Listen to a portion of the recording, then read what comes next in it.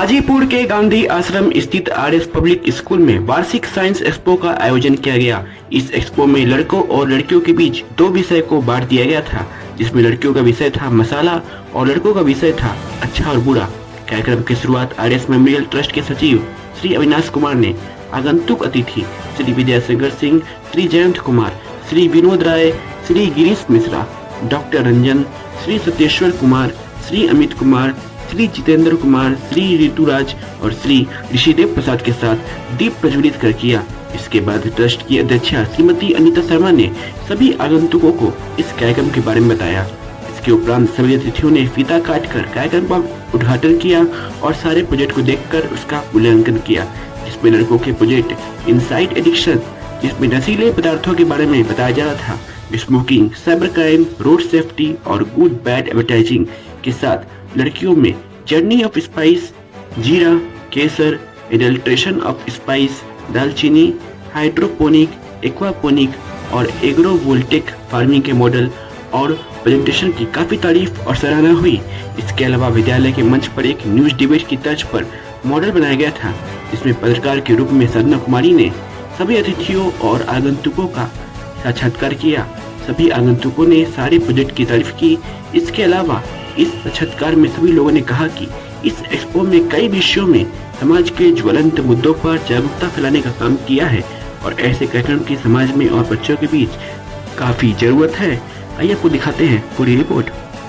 हम लोगों ने आरएस एक्सपो लगाया है। ये जो एक्सपो हम लोग लगाते हैं, ये थोड़ा जो हर स्कूल में साइंस एग्जीबिशन होता है उससे थोड़ा बहुत डिफरेंट होता है। इसमें हम लोग गर्ल्स और बॉयज़ को दो पार्ट में डिवाइड कर देते हैं और एक एक टॉपिक दिया जाता है। ये जो टॉपिक होता है वो ज़रूरी नहीं है कि वो साइंस से ही रिलेटेड हो, वो बेसिकली कोई भी टॉपिक हो सकता है।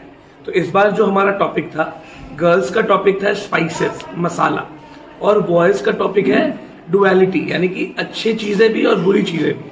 हर चीज़ में कुछ अच्छा होता है, कुछ खराब होता है। वो उस तरीके से वो हर चीज़ का कुछ अच्छा एस्पेक्ट और बुरा एस्पेक्ट दिखा रहे हैं। और गर्ल्स जो है वो स्पाइसेस के बारे में बता रही हैं, मसाला के बारे में बता रही हैं। जितने भी मसाले पाए जाते हैं, तेज पत्ता हो गया, इलायची हो गई, बड़ी इलायची हो गई, जो भी मसाला है उसकी जर्नी कहाँ से वो शुरू हुआ, उसके क्या फ़ायदे हैं, है ना, वो सारी चीज़ों को वो कवर करके एक इंफॉर्मेशन कन्वे कर रहे हैं। और जो बॉयज़ का है उसमें हम लोगों ने 2-3 टॉपिक्स को बहुत स्पेसिफाई किया है। एक ड्रग्स रिलेटेड टॉपिक है, चाहे स्मोकिंग हो जाए या जनरल ड्रग्स है, जो कि बहुत आम होता जा रहा है आजकल। बिहार में ऑल्दो मना है, शराबबंदी है, लेकिन जो बाकी के नशे हैं वो बहुत बढ़ते चले जा रहे हैं। तो उसी से संबंधित हम लोग एक अवेयरनेस के हिसाब से इस आरएस एक्सपो को हम लोग करते हैं। आरएस पब्लिक स्कूल के प्रांगण में आज इस बच्चों का जो मैंने साइंस एग्जीबिशन देखा, मैं देख करके मनमुग्ध हो गया। बच्चों में काफ़ी टैलेंट है, काफ़ी अच्छा बच्चों ने साइंस एग्जीबिशन के बारे में, खास करके लंग्स के बारे में, पर्यावरण के बारे में और कुछ बैड हैबिट्स, गुड हैबिट्स के बारे में और हेल्थ के बारे में जो बच्चों लोगों ने एग्जीबिशन में अपना प्रेजेंटेशन दिया है, वो काफ़ी सराहनीय है। मैं इसके लिए स्कूल प्रशासन को बहुत बहुत धन्यवाद देता हूँ कि आपने अपने बच्चों को काफ़ी अच्छी तालीम दी है। मैं इन बच्चों की उज्जवल भविष्य की कामना करता हूँ और मैं इन्हें सस्नेह आशीर्वाद। Good morning sir, I am Nanhi from class 10th। This is agrovoltaic farming. ये फार्मिंग ये बताता है कि ये सोलर प्लेट के साथ इसमें कैसे हम खेती कर सकते हैं। जो बाकी जो खेत बच जाता है सोलर एनर्जी के बाद करने के बाद, उसमें हम वो खेत जो है वेस्ट चला जाता है, तो वो वेस्ट नहीं जाना चाहिए। यही एग्रीकल्चर में बताया गया। इसमें हम जो लीफ प्लांट होता है उसको ग्रो करवा सकते हैं, जैसे कि धनिया हो गया, ये जो है पालक हो गया, मेथी होता है, मेथी हो सकता है, मेथी हुआ। जो भी लीफ प्लांट है उसमें कुछ भी जिसमें पानी का मात्रा कम हो और इसमें बहुत खर्च कम लगता है किसानों को, इसलिए बहुत अच्छा फार्मिंग है। और ये भारत में भी बहुत ज्यादा ये अभी फेमस नहीं हुआ है, तो इसलिए ये बताया गया है कि ये लोग करें। ये ज्यादातर उस राज्य में किया जा सकता है जिसमें पानी की मात्रा कम है, और जैसे कि राजस्थान हुआ, गुजरात हुआ, तमिलनाडु हुआ, इस एरिया में हम ये कर सकते हैं। और इसमें जो है किसान का लागत जो है बहुत कम होता है और प्रॉफिट बहुत ज्यादा होता है। Thank you. Good morning, sir. I am Mosmi from class 10. I am representing aquaponic farming model. इसमें सबसे पहले एक टैंक से पानी जो है वो फिश के लाइन में जाता है और फिर फिश इस पानी को साफ कर देते हैं। फिर इसी पानी को हाइड्रोपोनिक के मेथड से इस प्लांट में ले जाया जाता है। इसमें बिना सॉइल के फार्मिंग किया जाता है और फिर जो पानी बच जाता है उसको वापस एक टैंक में कर दिया जाता है। ये नॉर्मल फार्मिंग के कंपेयर में 6 गुना ज्यादा पानी को बचाता है। इस फार्मिंग को हम लोग घर के छत के ऊपर भी कर सकते हैं और इसमें ओनियन, गार्लिक ये सब का खेती किया जाता है। Thank you. Good morning, sir. I am Sudeshna. She is my teammate Riya. We are presented here to show our model on the topic hydroponic system. Hydroponic system is a type of farming where we don't use soil to grow plants. It is a technique of growing plant without using soil.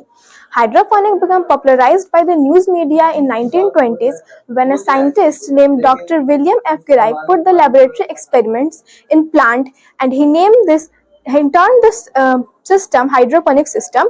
The word hydroponic is derived from a Greek word. Hydro means water and ponos means labor. It is literally water working. Some advantages of hydroponic system are higher yields achieved in smaller spaces.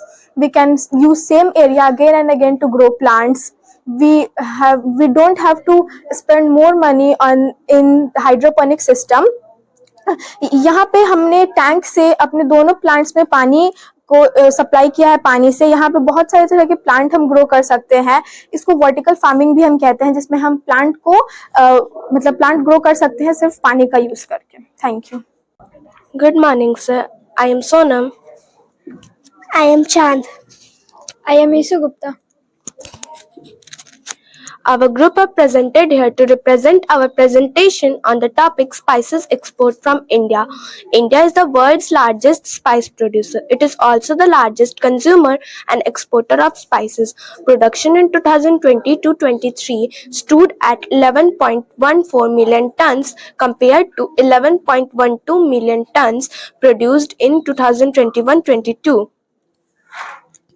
India produces about 75 of the 109 varieties which are listed by the International Organization for Standardization. It ranks 4th in terms of exports among agricultural commodities.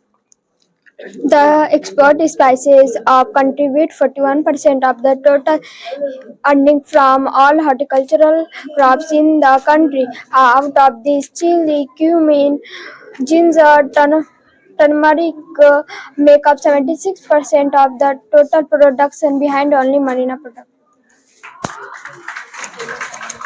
Sir आप देख सकते हैं यहाँ पे India में सबसे ज्यादा produce garlic Rajasthan करता है। तो राजस्थान गार्लिक को एक्सपोर्ट कर रहा है इंडोनेशिया में और यहाँ यूएसए में, ब्राजील में, इटसी कंट्रीज में। Thank you. Good morning, sir.